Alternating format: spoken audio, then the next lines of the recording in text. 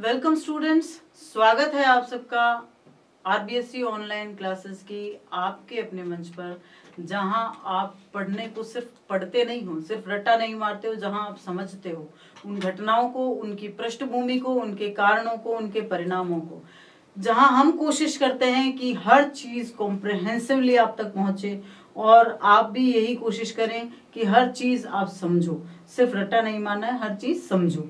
ठीक है, तो चलिए शुरू करते हैं आज की क्लास। हमने तीसरा चैप्टर पॉलिटिकल साइंस में आपका शुरू कर दिया है, जो कि है समकालीन विश्व में अमेरिका वर्चस्व। बहुत कुछ हम इस पर डिस्कस कर चुके हैं शुरू में ही, बहुत कुछ ज्यादा नहीं करेंगे। हमने जो पिछली गल्फ वॉर पढ़ी थी, फर्स्ट गल्फ वॉर, जो कि सीनियर जॉर्ज बुश के समय में हुई थी, उस पर बात कर ली थी। आज हम उससे आगे के घटनाक्रम को डिस्कस करेंगे। उससे आगे के घटनाक्रम को डिस्कस करने से पहले हमें थोड़ी सी चीजें समझनी जरूरी है। देखो, कई बार कई देशों की विचारधाराओं पर असर किसका पड़ता है, उस देश में जो लोग शासन कर रहे हैं उनका भी बहुत असर पड़ता है। आप एग्जाम्पल हमारे देश से भी लगा सकते हैं। जब जब जो राष्ट्रपति या प्रधानमंत्री रहे, उनका बहुत असर पड़ा। आप ऐसे इसको ऐसे समझ सकते हो कि जब डॉक्टर अब्दुल कलाम हमारे राष्ट्रपति थे, तो उस समय हमारे देश में विद्यार्थियों, हमारे देश में बच्चों में कितना एंथुसियाज्म था। तो यानी कि बहुत बार बहुत चीजों पर फर्क पड़ता है, उस देश की शासन व्यवस्था कौन संभाल रहा है। तो यही हुआ अमेरिका के साथ भी। जॉर्ज बुश जब तक अमेरिका के राष्ट्रपति थे, तब तक बहुत ज्यादा उन्होंने सैन्य कार्यवाहियों पर ध्यान दिया, बहुत सी ऐसी चीजों पर ध्यान दिया जो सिर्फ दादागिरी या सिर्फ धौंस पर आधारित थी। उसके बाद जनवरी 1999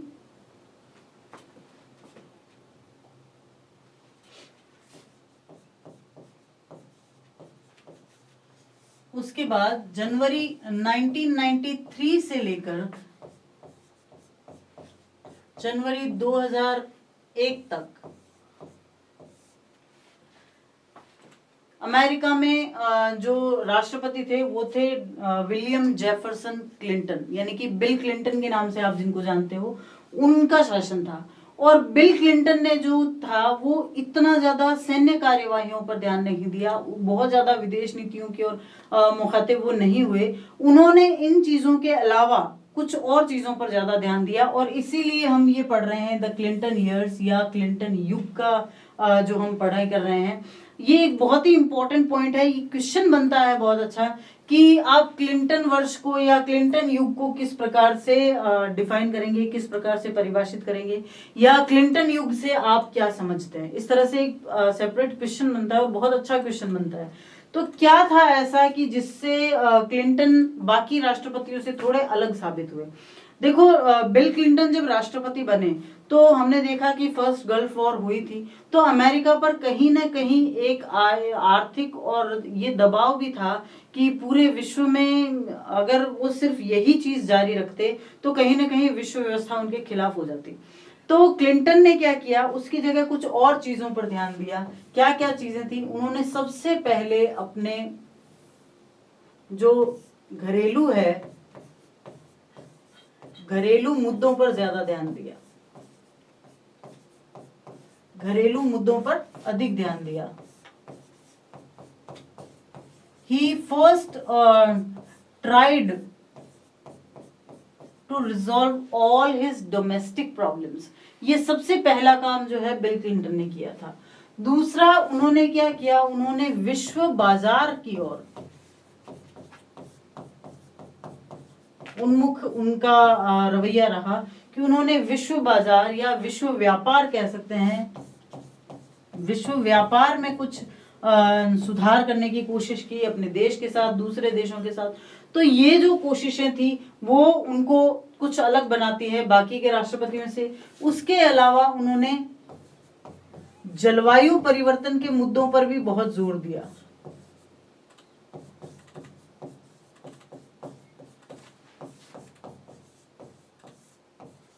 जलवायु परिवर्तन के मुद्दों पर जोर दिया।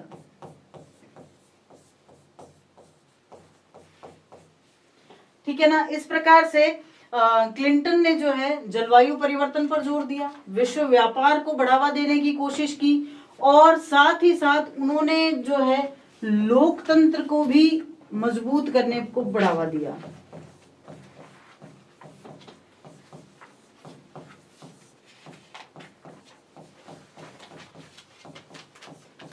यानी ऐसी बहुत सी चीजें थी जो उन्होंने अपने पूर्ववर्ती राष्ट्रपतियों से अलग जाकर की थी। इसी वजह से इस युग को, ये जो जनवरी 1993 से लेके और 2001 तक का ये जो युग माना जाता है, 8 साल का, ठीक है ना, ये 8 साल का, 2 बार राष्ट्रपति चुने गए थे बिल क्लिंटन। उन्होंने 2 बार जो है राष्ट्रपति चुने गए थे और उन्होंने कुछ ऐसे स्पेसिफिक मुद्दों पर ध्यान दिया, जैसे कि उन्होंने घरेलू मुद्दों पर ज्यादा ध्यान दिया। उनके घरेलू जो देश में कुछ मुद्दे चल रहे थे, अमेरिका हम सभी जानते हैं कि राज्यों का संघ है, 50 राज्यों का संघ है। तो ऐसे में उन 50 राज्यों के बीच हो सकता है कहीं कोई कॉन्फ्लिक्शंस रहे हो, कुछ ऐसी बातें थी चाहे सत्ता को लेकर, संविधान को लेकर, तो उन्होंने उन चीजों पर बहुत ज्यादा ध्यान दिया। उन्होंने विश्व बाजार या व्यापार पर बहुत ध्यान दिया। उन्होंने जलवायु परिवर्तन के मुद्दों पर जोर दिया और उन्होंने लोकतंत्र को मजबूत करने का पर बढ़ावा दिया। और इसी वजह से उन्होंने जो है सैन्य शक्तियों की तरफ थोड़ा कम ध्यान दिया। हालांकि ऐसा नहीं है कि उनके टाइम में सैन्य शक्तियों को लेकर कोई कार्यक्रम या ऐसा कोई प्रोग्राम हुआ नहीं, बिल्कुल हुए थे। तो इसीलिए इन्हीं कारणों की वजह से इस युग को 1993 से लेकर 2001 तक का जो युग है उसको क्लिंटन युग के नाम से जानते हैं, या फिर इंग्लिश में इसको कहें तो क्लिंटन ईयर्स कहा जाता है। तो ये क्लिंटन ईयर्स इन 4 कारणों की वजह से बहुत महत्वपूर्ण है। ठीक है, अब इनके टाइम में भी कुछ ऐसी घटनाएं हुई जिसकी वजह से सैन्य कार्यवाही की गई, मजबूर हुए, या ये कह सकते हैं सैन्य कार्यवाही करने की ओर अग्रसर हुए। वो क्या, कौन सी थी? सबसे पहली थी युगोस्लाविया या सर्बिया पर बमबारी। क्या है युगोस्लाविया और सर्बिया पर बमबारी का कारण? देखो, हमने पढ़ा था कि जब यूएसएसआर का पतन हुआ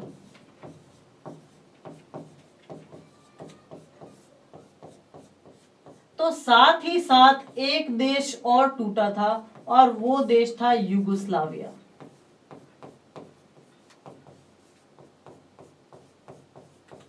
वो देश कौन सा था? युगोस्लाविया।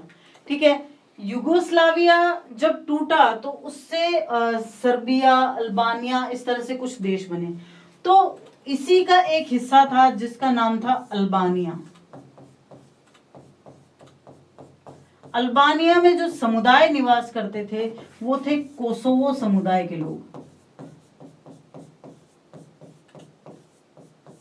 वो थे कोसोवो समुदाय के लोग। ये घटना है 1999 की, ठीक है, 1999 की। तो कोसोवो समुदाय के जो लोग थे, युगोस्लाविया ने क्या किया, इन कोसोवो समुदाय के लोगों को अपने अंडर जो है करने की कोशिश की, बहुत अत्याचार किए, या कह सकते हैं कि बहुत कुछ ऐसी घटनाएं घटी जिसकी वजह से अल्बानिया में विद्रोह हुआ और इसको कोसोवो कॉन्फ्लिक्ट के नाम से भी जाना जाता है। ठीक है ना। तो अब जब ये हुआ तो अमेरिका ने फिर वही बात है कि अपनी चौधराहट कायम करने की कोशिश की, अपनी दादागिरी जमाने की कोशिश की और यूएनओ में इस मुद्दे को उठाया। यूएनओ में इस मुद्दे को उठाया, लेकिन इस बार अमेरिका को थोड़ी निराशा हुई। क्यों हुई? क्योंकि यूएनओ ने जो है इस मुद्दे को ज्यादा तूल नहीं दिया। यूएनओ ने ये कहा कि ये युगोस्लाविया का अंदरूनी मामला है। इससे पहले हमने पढ़ा था कुवैत और इराक के बारे में। तो इराक और कुवैत तो अलग अलग देश हैं। अगर एक देश दूसरे की संप्रभुता पर हनन करता है तो अलग बात होती है। तो यूएनओ में ये कहा गया कि ये युगोस्लाविया का अंदरूनी मामला है, ये उनका गृह युद्ध है, वो इनसे निपट सकते हैं। अमेरिका को ये कहा मंजूर कि भाई कोई हमें कैसे कुछ कह दे, कुछ करने से मना कर दे। तो उसने क्या किया, अमेरिका ने बिना यूएनओ की स्वीकृति के ही नाटो सेनाओं को यहां पर भेज दिया। अमेरिका ने नाटो की सेनाओं को भेजा, नाटो सेनाओं को यहां भेजा और युगोस्लाविया पर, जिसको हम सर्बिया के नाम से जानते हैं, सर्बिया पर बमबारी करवाई।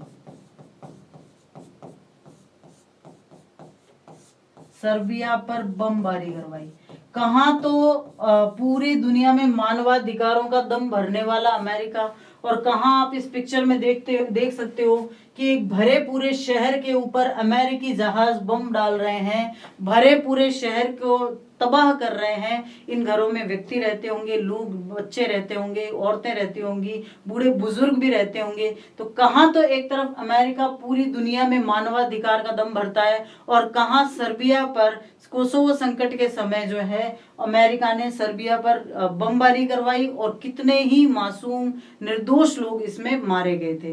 हालांकि पूरे विश्व में उस समय अमेरिका को आलोचना का सामना करना पड़ा था, लेकिन वो अपनी जगह से बिल्कुल टस से मस नहीं हुआ। मुझे तो ये करना है तो करना है, और उसने अपनी सिर्फ धौंस जमाने के लिए क्या किया, युगोस्लाविया को निशाना बनाया। और उस समय जो है युगोस्लाविया में स्लोबोदान मिलोसेविच की सरकार थी, उस सरकार का पतन हो गया। इसकी वजह से युगोस्लाविया में उस समय जो सरकार थी, युगोस्लाविया हम कह रहे हैं, बाकी उस समय युगोस्लाविया नहीं था, सर्बिया उसको कहा जाने लगा था। तो वहां पर, लेकिन आपकी बुक में बार बार युगोस्लाविया ही कहा गया है, इसीलिए मैं इसी शब्द को यूज कर रही हूँ। स्लोबोदान मिलोसेविच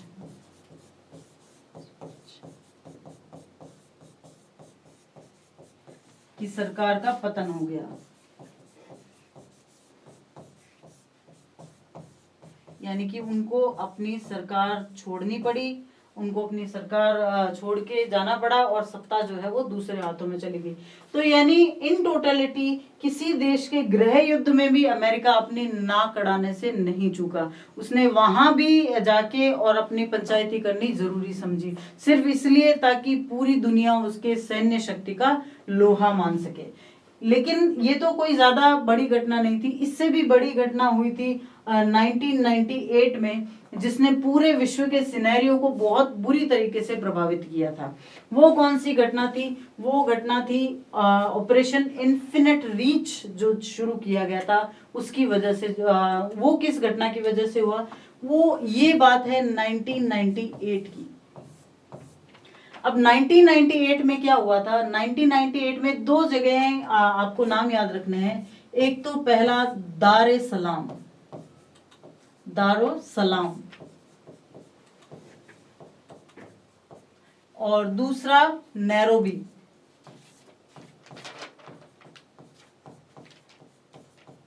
नैरोबी कहाँ है? नैरोबी केन्या की राजधानी है, अफ्रीकी देश है केन्या, जिसकी राजधानी है नैरोबी, और दूसरा दारुल सलाम जो कि तंजानिया की राजधानी है। ठीक है, तो यहां दो जगहों पर जो अमेरिकी दूतावास थे, इन दोनों जगहों पर अमेरिकी दूतावासों पर, दूतावास क्या होते हैं? देखो, हर राष्ट्र दूसरे राष्ट्रों के साथ अपने विदेशी संबंधों को बनाए रखने के लिए अपने कुछ राजनयिक, कुछ एम्बेसडर्स उस देश में भेजता है। वो एम्बेसडर्स जहां रहकर अपना काम काज करते हैं, ऑफिसेज होते हैं, उनके घर होते हैं, उस जगह को दूतावास कहा जाता है। तो इन दोनों जगहों पर जितने भी अमेरिकी दूतावास थे, उन दूतावासों पर अल कायदा नाम के एक आतंकवादी संगठन ने आतंकवादी हमला किया था। आतंकवादी हमला किया। कब किया था? 1998 में। अब देखो, अब तक तो दूसरों की मामलों में पंचायती कर रहा था अमेरिका, इसीलिए क्लिंटन ने ज्यादा वहां उस सैन्य जो एरिया है वहां नहीं गए थे। लेकिन जब अमेरिकी दूतावासों पर ही हमला कर दिया गया तो उनका जवाब देना जरूरी हो गया। तो अमेरिका ने क्या किया? देखो, आवर टारगेट वाज टेरर, इस नाम से बाकायदा अखबारों में खबर छपी थी कि भाई हमारा जो टारगेट था वो तो आतंक को खत्म करना था। उस समय अमेरिका ने आतंक को खत्म करने के लिए क्या किया? सूडान और अफगानिस्तान, दो देश हैं, सूडान और अफगानिस्तान, 20 अगस्त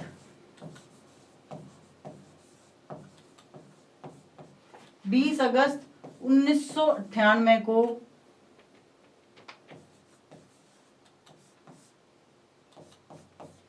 सूडान और अफगानिस्तान में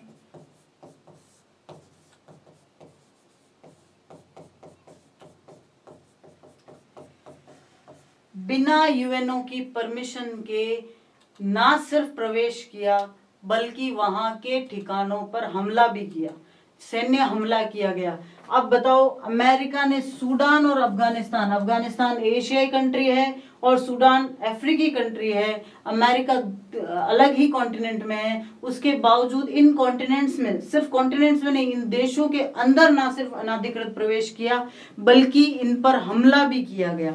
और ये अब आप कहेंगे कि इन पर हमला क्यों किया गया? इन पर हमला किया गया क्योंकि अमेरिका को ऐसा लगता था कि अल कायदा के संभावित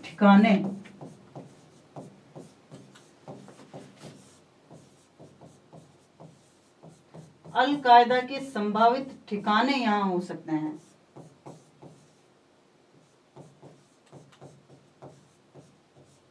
ठिकाने होने की शंका पर।